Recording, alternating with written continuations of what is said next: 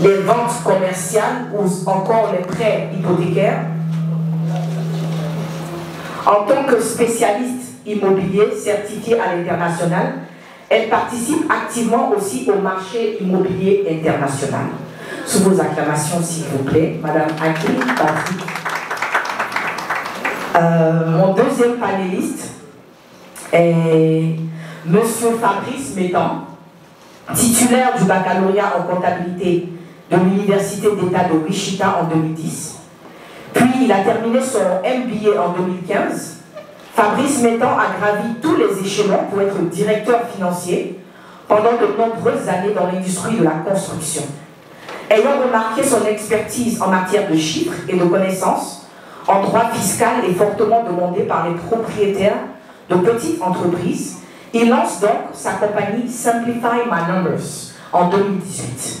Il a trouvé un moyen de simplifier le code fiscal ainsi que d'autres données financières complexes pour ses clients afin de les aider à mieux comprendre les stratégies qu'ils peuvent utiliser pour réduire leur fardeau fiscal tout en restant conforme et rentable. Sous vos acclamations, s'il vous plaît, M. Fabrice Métan. En troisième lieu, nous avons M.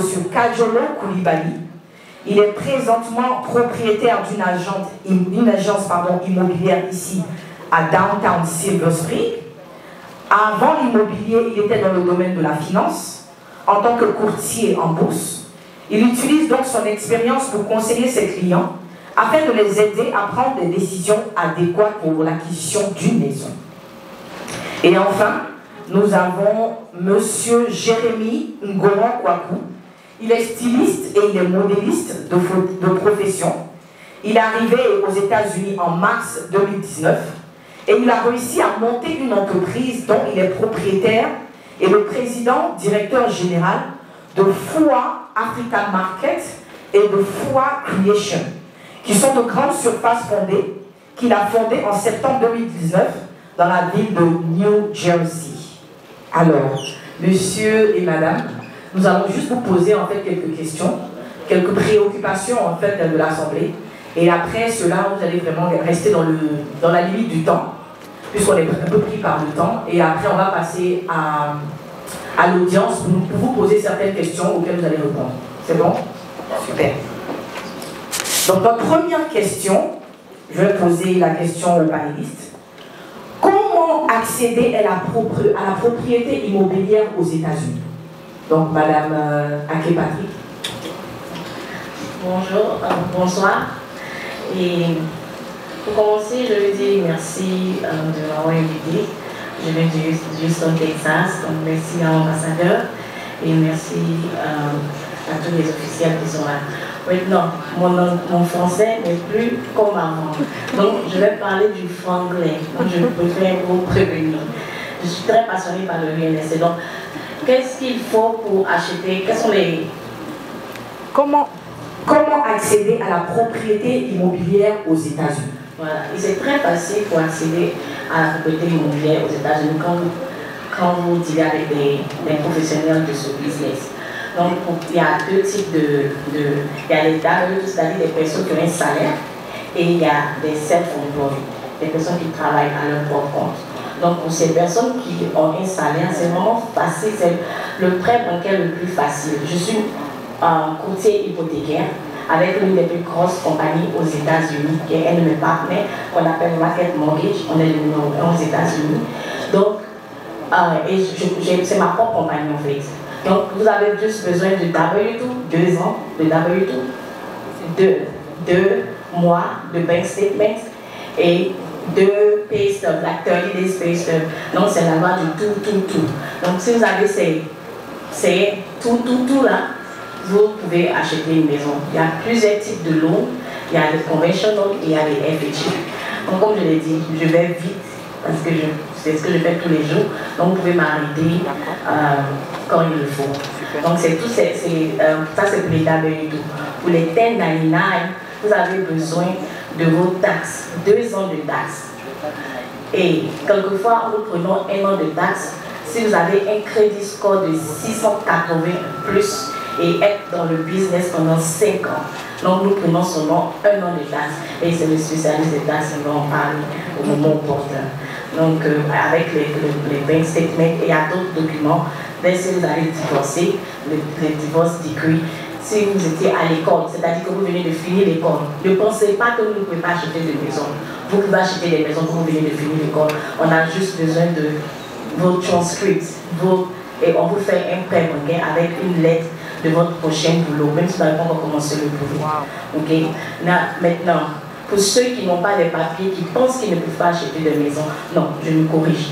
Pour ceux qui sont dans le processus d'avoir les papiers, c'est-à-dire ils ont le I-797, c'est-à-dire que vous avez introduit votre document à l'ambassade, à l'immigration, vous pouvez aussi acheter des maisons.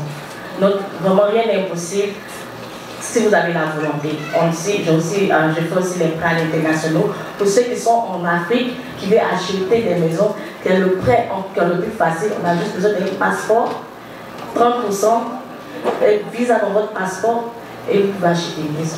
Super. Merci.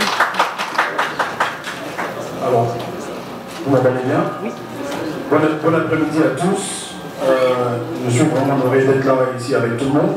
Comme ma collègue ici l'a dit, ça fait tellement longtemps qu'on ne parle pas le français couramment, donc du coup, on titille un peu, mais on va essayer. Alors, côté fiscalité, c'est surtout ce que moi j'aimerais apporter à cette conversation, parce qu'en fait, quand il s'agit d'acheter une propriété, quand vous êtes un employé, quand vous êtes employé quelque part et que vous avez un W2, comme vous l'avez dit, c'est beaucoup plus simple de déterminer votre pouvoir d'achat, de déterminer votre salaire. Mais quand vous êtes 1099, ce qui veut dire que vous êtes un contracteur, ou plutôt quand vous avez une SARL, comme on dit ici, une LLC, à ce niveau-là, ça devient un peu plus compliqué. Parce qu'il faut maintenant regarder la déclaration d'impôt pour déterminer ce que vous faites comme salaire. Mais en général, c'est une moyenne sur 2 ans qu'on essaie de regarder pour déterminer le salaire de cette personne. Mais ça crée un certain dilemme pour l'entrepreneur. Dans le cas où on veut tous, en tant qu'entrepreneur, faire le plus d'argent possible, mais en même temps, payer le moins d'impôts possible.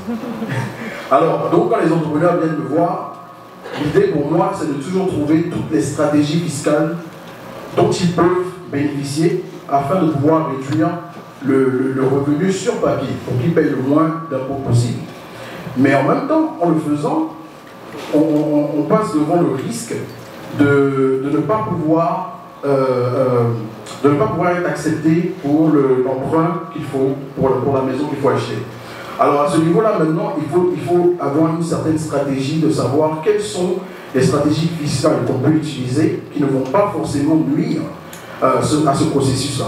Donc par exemple, on parle de dépréciation des actifs, ou par exemple, on peut réduire le revenu sur papier, mais en même temps, ne pas forcément nuire au processus d'emprunt au niveau de votre lender, de la banque et tout ça, tout simplement parce que c'est une stratégie spéciale qui peut permettre de faire les deux.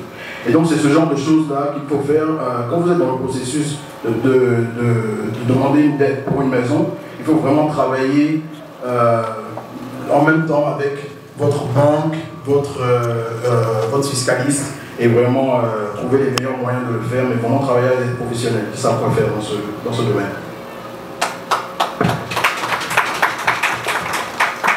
Vous m'entendez? Oui. D'abord, merci beaucoup, je suis ravi d'être ici.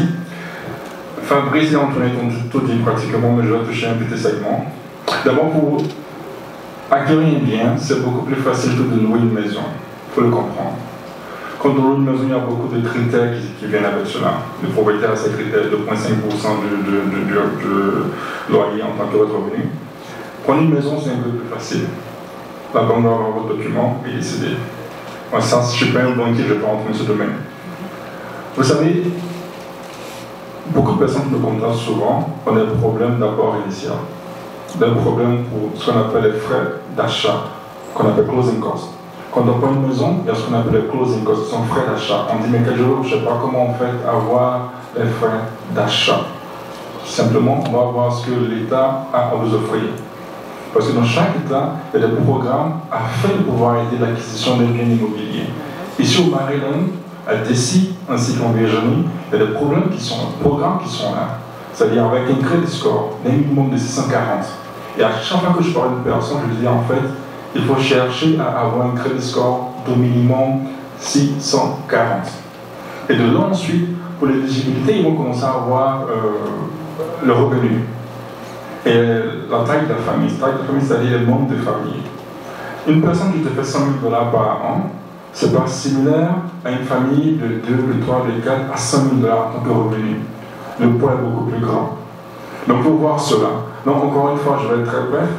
Une maison, acquérir un bien immobilier, c'est beaucoup plus facile que de louer une maison. Pour louer une maison, on va vous demander un crédit score minimum de 600, souvent 650, 700 par an, en fonction de là où vous allez acquérir, où vous voulez louer la maison. Mais pour acheter, 640, 620, même 580 en théorie, j'aurais dit, même 500 en théorie pour acheter une maison avec un apport initial de 10%. Donc, encore une fois, il est hyper facile de pouvoir acquérir un bien immobilier ici. Et pour les gens de l'international, encore, comme Anthony Tanger le dit, on peut avoir un bien ici très facilement. Et il y a beaucoup de personnes qui veulent garder une intimité quand elles achètent une maison. On peut voir comment gérer cela à travers les LLC, mais ça c'est encore le domaine de Fabrice pour faire cela. Et là, ça fait que votre nom n'est pas exposé au public. Ce qui est très important quand on travaille avec des clients de ce qu'on appelle high net worth, qui ont beaucoup d'argent, ou des personnes publiques qui ne veulent pas absolument être exposées. Donc, au lieu de voir le nom de la personne, on va plutôt le nom par exemple de Paul LLC, ce qu'on veut dire pour la compagnie. Donc, je vais m'arrêter là. Comprenez une chose, avoir une maison, c'est encore plus facile que de louer une maison. Merci beaucoup. Merci.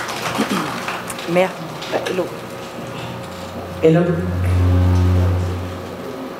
Merci. C'est bon? Pourquoi je voulais saluer tout le monde. Je vous dis merci à tous mes collègues en l'église. Comme on l'a dit, la présentatrice dans ma biographie, je suis un social. Je suis un chef d'entreprise, donc un client consommateur.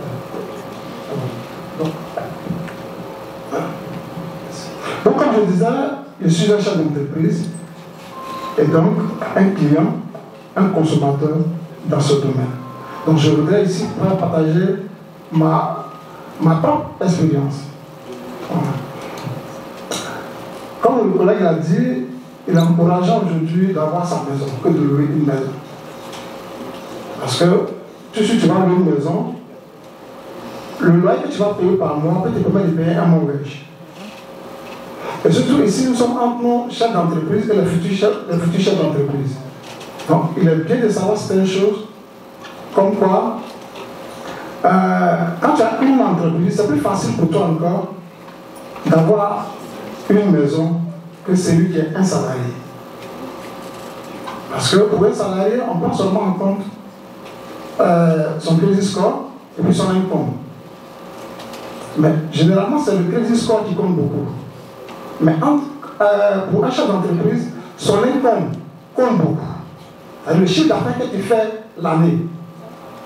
Ça va, ce chiffre d'affaires que on fait des calculs pour voir à quel niveau on peut t'accorder un prêt pour avoir une maison. Aussi, l'erreur que nous faisons ici, c'est qu'on essaie de contrôler la fiscalité. C'est-à-dire qu'on ne déclare pas tout ce qu'on gagne.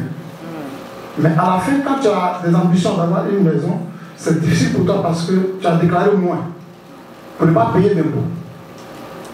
Mais cela va jouer contre toi quand tu auras besoin d'acheter une maison. Merci. Merci. Nous avons...